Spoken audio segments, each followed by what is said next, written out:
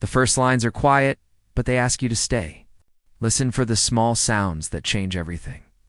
This story begins at a poolside party where the music is soft and the air is warm, and it ends with something none of them expected. Sit back and let the characters walk into your mind. Meet Ryan, a man who built walls as easily as a mason builds a house. He is careful, precise, and certain that life follows plans. Meet Lila, who moves like someone who learned to be fearless by learning how to breathe through fear. She is funny in ways that catch light and hold it. Meet Jonas, the friend who knows too much and says too little. And meet Margot, who collects people's secrets like ribbons and folds them away. Their lives will knot together by the pool, slowly, until nothing remains the same. Ryan had a reputation people respected. He ran a design studio that turned empty rooms into places that felt like home. He wore modest suits and kept his phone on silent so he could think. He lived in a tidy apartment that smelled faintly of cedar and coffee. He liked the symmetry of objects, the comfort of lines that met perfectly. For years he believed that if he kept everything arranged and predictable, nothing could hurt him. Then Lila came into his life, and the neat lines of his world trembled like ripples on water. Lila worked 2 jobs and painted on the small balcony of her apartment at dawn. Her canvases were loud and honest, full of colors that refused to be polite. She taught yoga twice a week and ran a late-night shift at a bookstore where she shelved towering stories and offered book recommendations like gifts. She had a laugh that arrived early and left everyone smiling. Lila did not want much from life, only to make something true with her hands and to feel a little less alone. She had known Ryan only as the quiet client who sent polite emails. The man who appreciated her murals until the night of the party. Jonas had been Ryan's friend since their college days, person who watches and remembers. He organized the poolside party to celebrate a new gallery opening and insisted Ryan come. Margot, who worked in public relations and loved the theater of events, helped plan the guest list. They asked Ryan to relax, and he agreed, because sometimes even the most careful people crave an evening that is unplanned. The pool glittered under string lights and soft laughter floated across the water. Ryan arrived early, eyes calibrated like a camera lens, scanning for flaws. Lila arrived with paint flecks on her fingertips and a scarf that smelled faintly of sage. She moved through the crowd like someone who belonged to the sky more than the ground. When she stepped near the pool, she did not know Ryan watched. He noticed the casual way she tucked her hair behind her ear, the way she touched a handrail, as if testing it, and something inside him unlet. For Ryan, it was not a sudden revelation of love. It was a small, persistent awareness that grew like a shadow at dusk. He had ignored many people before because they were not part of his plan.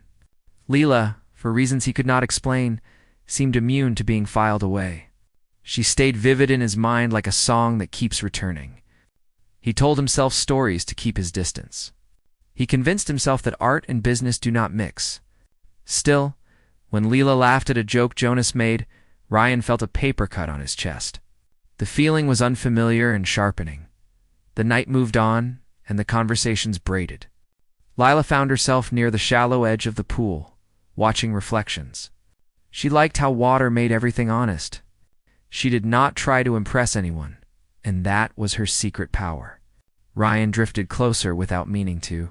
He tried to hide behind polite distance, listening to others while listening to the quiet thunder of his thoughts. Eventually, a small accident brought them face to face.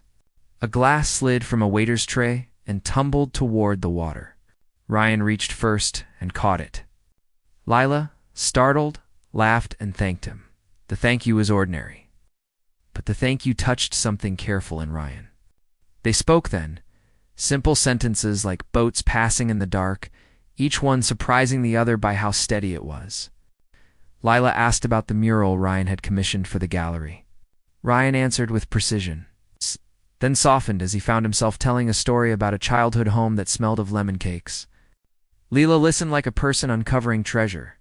The conversation stretched and widened until it felt like a small private room in a crowded party. Others watched.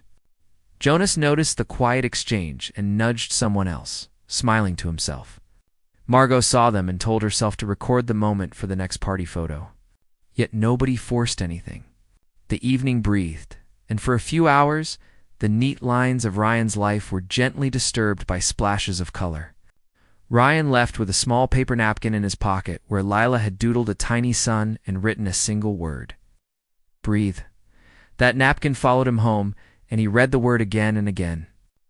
It was a simple instruction, but it felt like a passport to a place he had forgotten existed. He did not sleep well. His dreams held paint and water and the echo of Lila's laugh. Morning came, and he found himself making excuses to email her, to ask about the mural, to exchange notes that should have been business and somehow were not. Lila returned to her routines but kept thinking about the man who seemed to measure the world in lines. She wondered if he noticed the way people often asked him questions and he gave precise answers, then looked as if something was missing. She felt a strange tenderness for him, not pity, but a longing that wanted to help open whatever window had been closed in him. She had no plan. She had only curiosity, and a sense that sometimes the smallest moments create lasting maps. The days unfolded like pages. Their interactions grew, careful at first, then braver. Ryan invited Lila to see the mural sketch, and she brought tea in a chipped mug. They talked about small things and big things, about failure and lightness, and the way cities make silence sound different at night. Jonas and Margot watched from the edges, waiting for something everyone was too honest to name. The poolside party had not been a spectacle in itself. It had been a hinge, subtle and unassuming, and those hinges sometimes change the direction of whole lives. The second part deepens the knot. The people who were casual acquaintances become necessary characters in each other's days. Secrets begin to surface, not as dramatic confessions, but as tiny truths that change behavior. Ryan and Lila find themselves pushed toward decisions that will test their courage and their capacity to love imperfectly. There was a storm the week after the party. The city's weather turned blunt and loud. Ryan's office windows rattled, and his meticulous schedule found holes where no meeting could fit. Lila's bookstore closed early, and she found herself painting on the floor while thunder made patterns on the roof. The storm seemed determined to rearrange everything, both outside and inside. Jonas called Ryan that morning, voice low. He had heard rumors about the gallery's main sponsor pulling out, sudden withdrawal that threatened the opening and everything Ryan's team had planned. Ryan felt the old armor tighten. But this time the pressure was different, because Lila had asked to help with the mural design. Her presence in his life made the threat feel personal in a new way. He did not want to lose the gallery or the fragile connection he had begun to trust.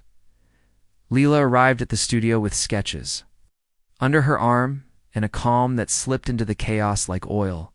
She did not flinch when Ryan explained the problem. Instead, she looked at the blank wall and proposed a small, bold change that would make the mural speak louder, not by adding complexity, but by being more honest. Ryan resisted at first. Business decisions had rules, but Lila did not operate by rules. She worked by intuition and by feeling. Slowly, reluctantly, he agreed to risk something he had always avoided: unpredictability. As they worked through late nights, conversations turned into confessions. Ryan told Lila about a father who taught him how to measure angles and how to avoid feeling, because feelings could become messy. Lila told Ryan about a mother who left one winter and left a gap in the stories she told herself. Their confessions did not heal everything, but they made the other person visible. Pain lost its theatrical distance and became ordinary, which is always the first step toward change. Outside, the sponsor's withdrawal became public. The gallery faced harsh social media chatter and anxious phone calls. Ryan found himself at the center of blame and criticism. He felt exposed in a way that had nothing to do with financial loss. He feared being found small. Lila stood beside him in a way that surprised him. She did not defend him with speeches. She brought people to the studio, organized a small community event, and asked those who loved the arts to help fund the missing piece. Her method was quiet but fierce. The city responded. Small donations arrived. An old client offered to host a silent auction. A local cafe pledged to sell special pastries with proceeds for the mural. The gallery's social feed transformed from whispers of doubt into messages of support. Ryan watched as people who only ever saw him as a professional human being began to see him as a person who could be vulnerable. The change unsettled him and taught him how fragile identity can be. As momentum grew, so did friction. Someone leaked a private email showing that Ryan had once considered cutting corners to save money. The leak was a painful reminder that the past always waits. Ryan faced judgment, and he faced his own regret. Lila did not pretend past mistakes did not exist. She sat with him and helped him find the words to apologize. It's not to the public only, but to the small circle who had believed in him. Jonas and Margot helped him shape a response that was honest and restorative. The mural progressed, and with it Ryan's slow transformation. Working with Lila changed the way he made decisions. It taught him to value process above perfection. In the quiet hours, when only the wet paint smelled of possibility, they discovered a rhythm. Lila painted raw color, and Ryan found ways to honor structure without suffocating spontaneity. Their differences became a kind of harmony rather than a battlefield. Outside of work, their lives braided more intimately. They walked through rain-soaked streets and shared late-night coffees. Ryan learned to notice small things that once escaped his attention, like the names on candles in Lila's kitchen, or the way she hummed when she worked. Lila learned to speak to Ryan in ways that made room for his need for order, offering suggestions instead of surprises at first and later. Gentle challenges when he was ready, yet not everything smoothed out. Ryan's fear of loss remained like a small animal in the corner. Sometimes he recoiled when things became too tender, as if softness might allow pain back in. Lila noticed and did not push. She understood that trust is a slow currency, and it must be earned time and again. She also had her own fears. The bookstore's finances were fragile, and her day jobs demanded energy that threatened her art time.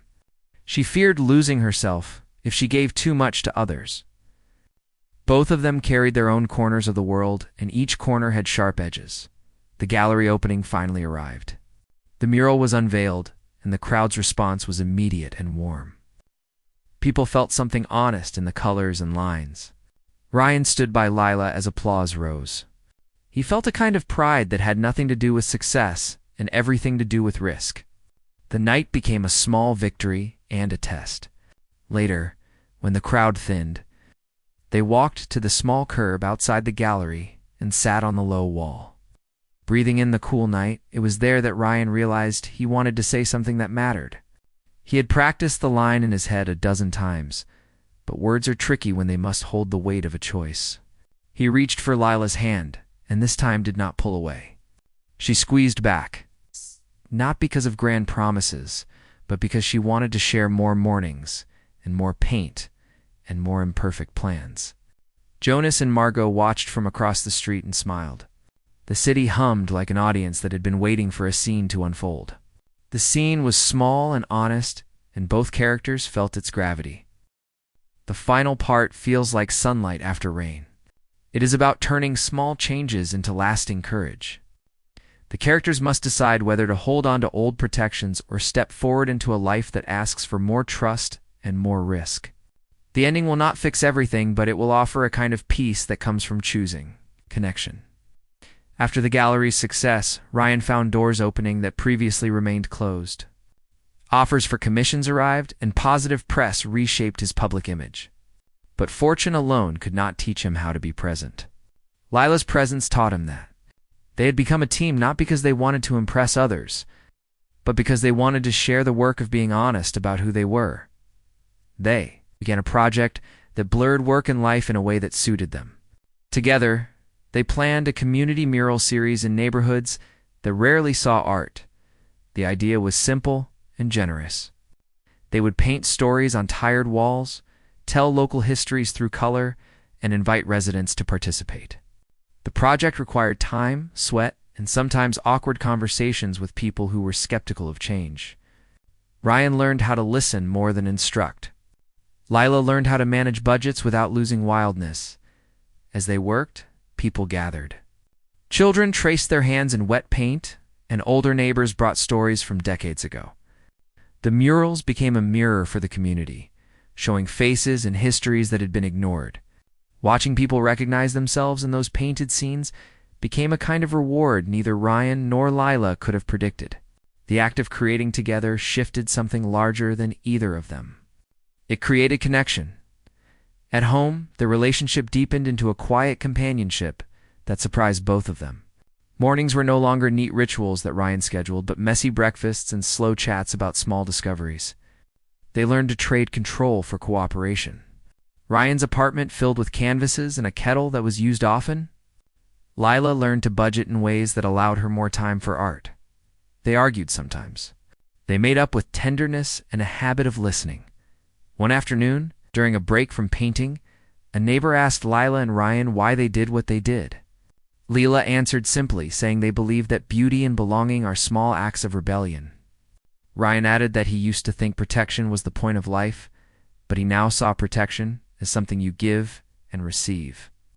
The neighbor nodded, and the words hung in the air like a benediction.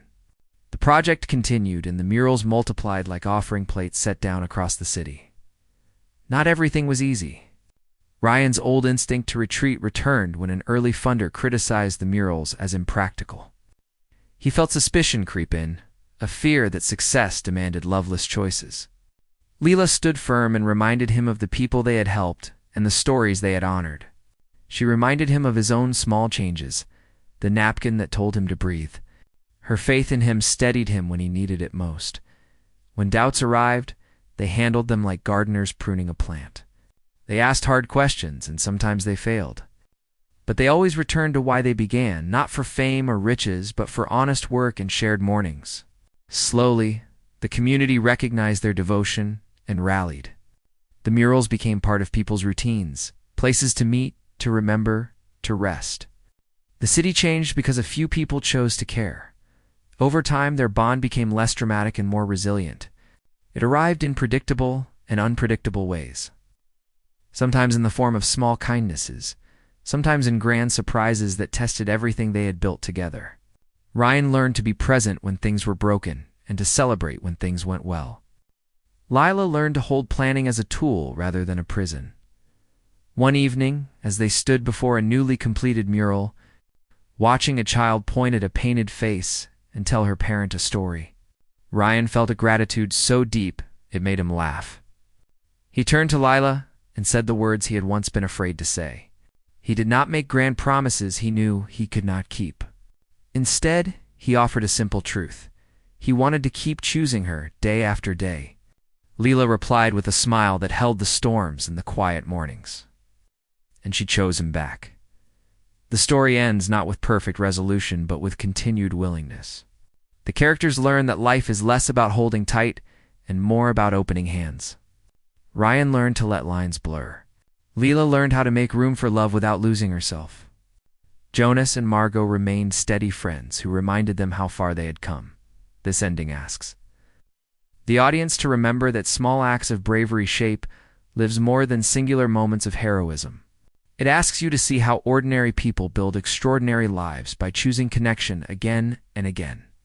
If you liked this story, subscribe and stay for the next one, where new characters will step into shifting light and ordinary choices will alter whole worlds.